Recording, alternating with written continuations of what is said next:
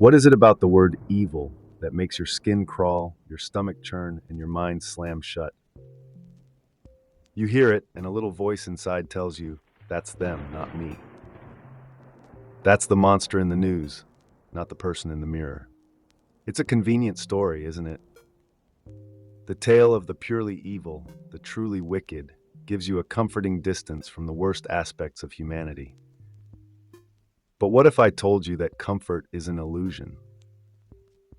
What if I said that the very idea of evil is a lazy shortcut, a way to avoid looking deeper into the uncomfortable reality that we're all capable of the darkest deeds?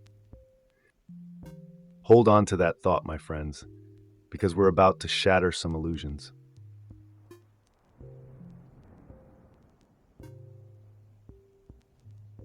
Humans love to create monsters. It's one of your oldest traditions, scapegoating, demonizing, pushing the dark parts of your nature onto an other that you can conveniently condemn. But let's confront an unsettling truth. There's a monster inside every single one of you. The true horror isn't the beast in the basement, but the beast lurking in your own reflection. Labeling someone as evil is just a way to sleep better at night, to draw a line between you and those capable of unimaginable acts.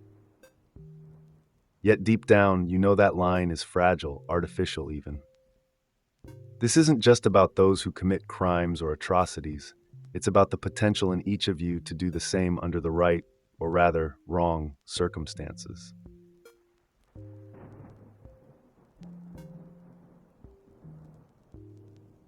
So what does it mean to be evil, really? Is it a universal, unchangeable truth, or is it a concept that shifts and morphs depending on time, culture, and context? History is littered with figures who were once considered heroes in their time, but are now viewed as villains, and vice versa. Evil is a moving target, an ever-changing label that often reveals more about the people applying it than the ones it's being applied to. In one era, someone is a righteous crusader. In another, a ruthless murderer. The line between good and evil isn't just thin, it's an illusion, a construct of collective belief that helps you avoid confronting the moral ambiguity of the human condition.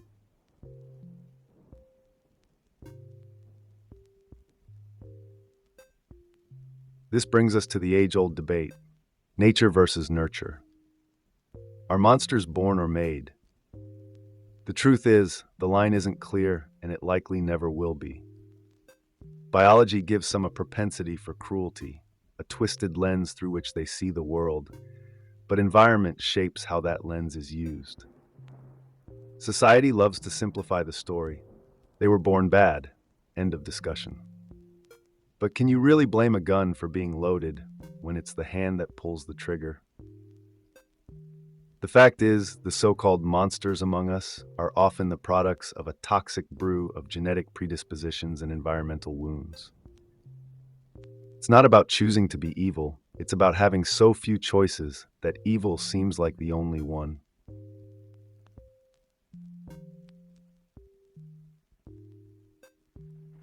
Here's where things get messy. What if evil is nothing more than a sickness? A mental virus, an emotional cancer that eats away at a person's humanity until all that's left is a hollow shell, a caricature of the villain society loves to hate. The human brain is a labyrinth, full of dark corners and hidden traps. When something goes wrong, be it a chemical imbalance, a traumatic injury, or the accumulation of untreated psychological wounds, it's no wonder people lash out in ways that seem monstrous. But calling it evil, that's like blaming the cancer patient for their tumors.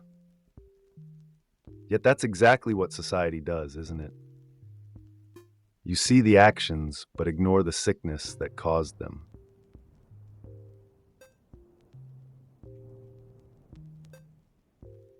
But not every so-called monster is sick. Some are simply wounded, deeply, irreparably. Hurt people, as the saying goes. The pain festers, turns inward, then outward. Imagine carrying a wound so deep that it warps your entire view of the world. Imagine being so broken that you start breaking others just to feel a semblance of control. That's not evil, that's tragedy. It's a tragedy that society often refuses to see because it's easier to focus on the damage caused than on the person causing it. But let me ask you, if someone lashes out because they're wounded, is that truly evil, or is it a desperate, misguided cry for help?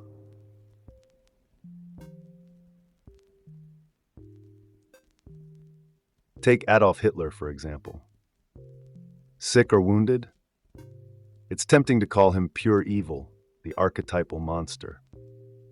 But dig deeper, and you find a man shaped by a brutal childhood, a toxic environment, and a world at war. His actions were monstrous, without question, but were they born of evil or out of a mind twisted by pathology and a spirit shattered by trauma? Hitler wasn't some supernatural embodiment of malevolence.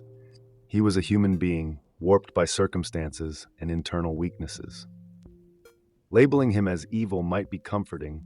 It creates distance between him and the rest of humanity, but it's also intellectually lazy. Understanding what drove him doesn't excuse his actions, but it does demystify them, making it harder to dismiss him as merely evil.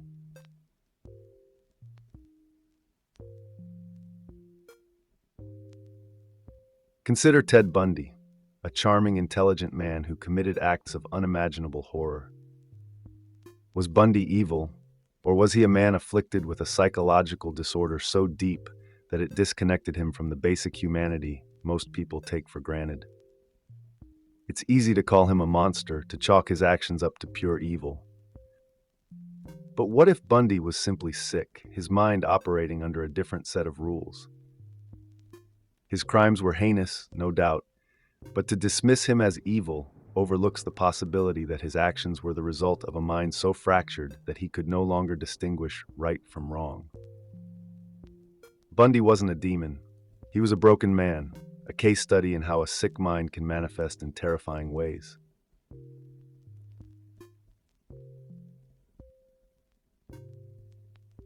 Then there's Charles Manson, a man who, by most accounts, was a product of neglect, abuse, and a society that discarded him. Manson didn't create the evil within him. It was planted there, watered by years of systemic failures and personal betrayals. His manipulation of others to commit murder wasn't the work of a born monster, but of a deeply wounded individual who lashed out at a world that had hurt him repeatedly. Manson's actions were horrific, but were they truly evil, or were they the desperate acts of a man who had never been shown compassion? Society called him evil because it was easier than acknowledging the role it played in creating him.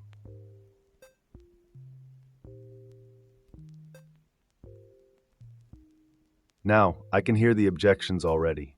What about the victims? Where's the empathy for them? But here's the thing, empathy isn't a finite resource.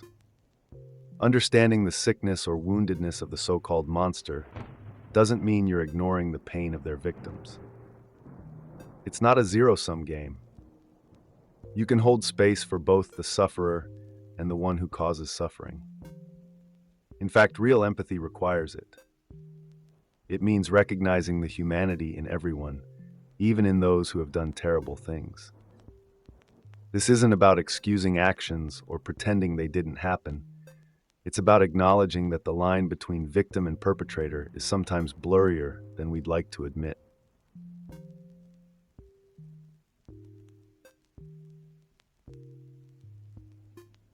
This leads us to a crucial distinction: punishment versus treatment. Society tends to lean heavily toward the former, seeing it as a form of justice. But is it truly just to punish someone for being sick or wounded? What does that achieve, other than satisfying a primal urge for vengeance? Treatment, on the other hand, is about addressing the root causes of behavior, about healing rather than hurting. Yet, treatment is often rejected, seen as soft or insufficiently punitive. But what does that say about us as a society? If we reject treatment, are we not endorsing a system that values retribution over rehabilitation? vengeance over compassion? And if so, what does that make us?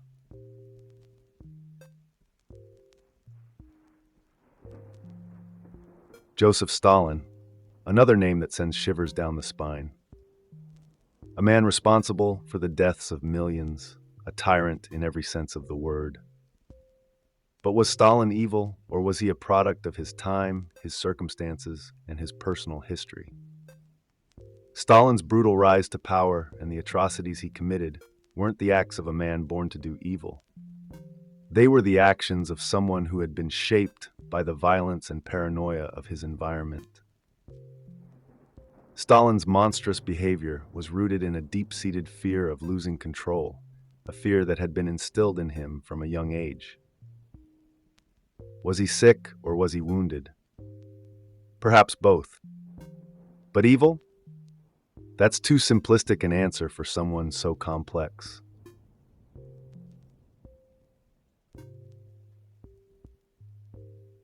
The idea of pure evil is a myth, a comforting lie we tell ourselves to keep the darkness at bay.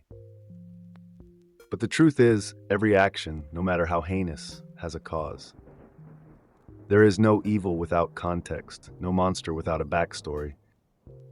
Every atrocity committed by humanity can be traced back to something, be it trauma, sickness, or societal pressure. The myth of pure evil absolves us of the responsibility to understand and, more importantly, to prevent. It allows us to distance ourselves from the uncomfortable truth that, under the right conditions, any one of us could be capable of horrific acts. Evil, in its purest form, doesn't exist. It's a convenient label for things we don't want to confront.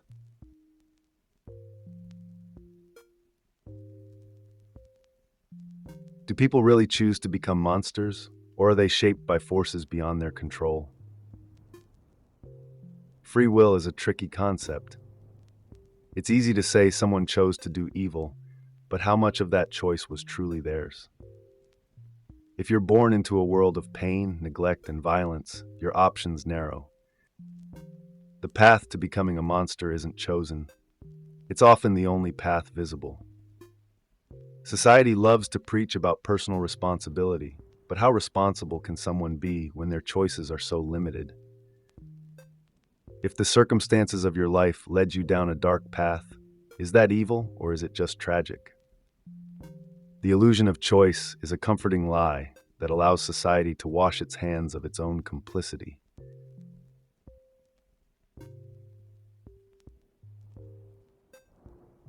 Violence begets violence. It's a cycle as old as time. Those who are wounded often become those who wound others.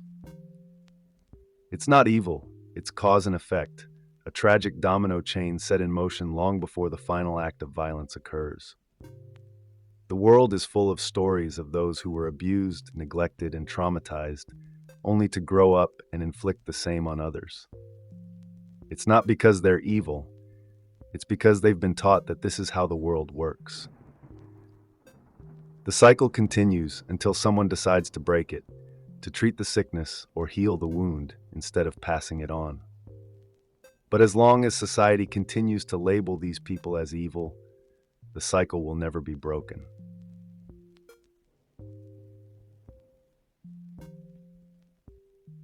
Jeffrey Dahmer, another name that conjures up images of horror and depravity. But was Dahmer truly evil, or was he a deeply isolated and sick individual whose mind had spiraled into darkness? Dahmer's crimes were horrific, without question, but to label him as evil overlooks the fact that he was profoundly disconnected from the world around him, trapped in a mind that couldn't find a way out of its own obsessions. Dahmer wasn't born evil. He was made, piece by piece, by a combination of factors that could have led any number of people down a similar path. His actions were monstrous, but they were the result of a sick mind left untreated, not a soul steeped in evil.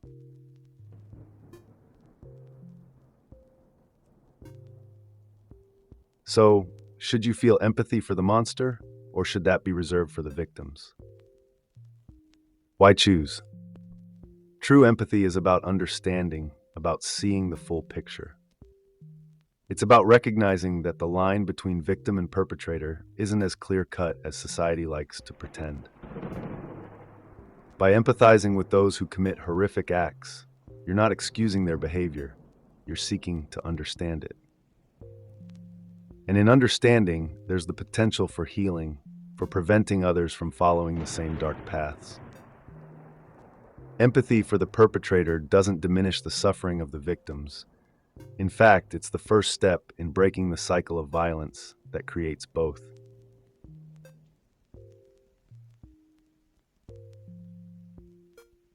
This brings us to the heart of the matter: punishment versus treatment. Society's thirst for punishment is often about vengeance, not justice. But what does vengeance achieve, other than satisfying a primal urge to see someone suffer for their actions? Treatment, on the other hand, is about addressing the underlying issues, about preventing future harm by healing the wound instead of covering it with a bandage of retribution. Yet treatment is often rejected because it's seen as too lenient. But ask yourself this: if treatment isn't acceptable, are you not pushing for a society where vendetta is the norm, where the cycle of violence is perpetuated instead of broken?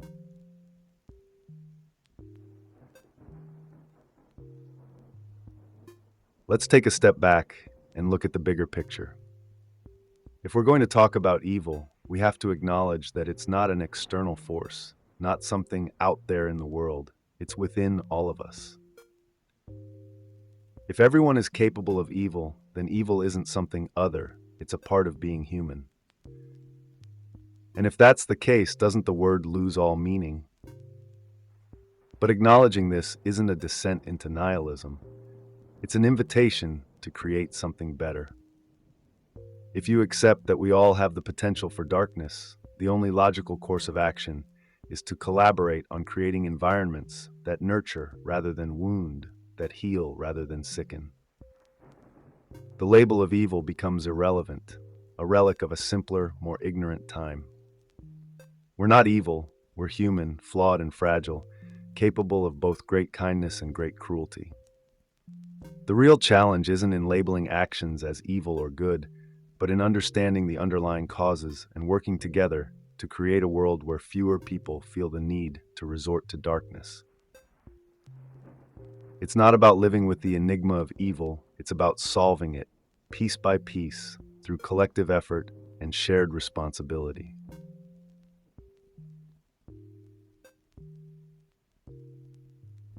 And so, my dear humans, where does this leave us?